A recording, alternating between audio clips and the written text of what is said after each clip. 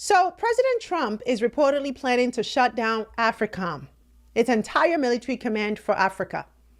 That could mean no more drone bases, no more training programs, no more boots on the ground strategy in the name of counter-terrorism. The plan? To hold AFRICOM into U.S. European Command, essentially erasing Africa as a standalone strategic theater. Now let's get real. AFRICOM was created in 2008 with a bold mission to support African nations in fighting terrorism, improving stability, and promoting peace. But over 15 years later, we have to ask the uncomfortable question: has AFRICOM actually delivered on that promise, or just made things worse? Because here's what the numbers say.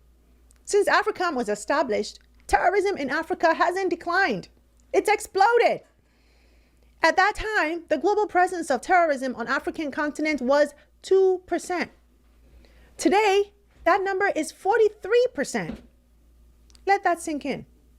In the Sahel, attacks have multiplied, driving millions from their homes. In Nigeria, Boko Haram continues to terrorize civilians.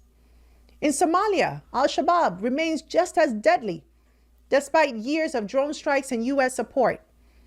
And now we're seeing new insurgencies pop up in places like Mozambique and the DRC.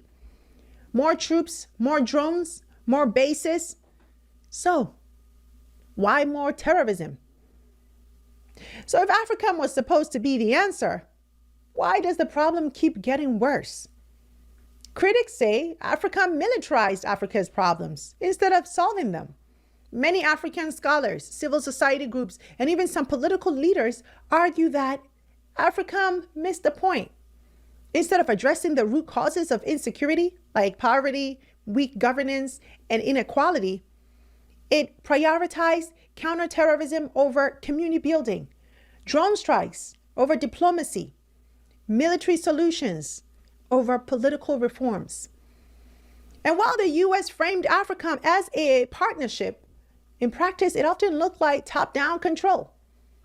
The command isn't even based in Africa, it's in Germany. Decisions are often made in Washington, not in Addis Ababa or Abuja.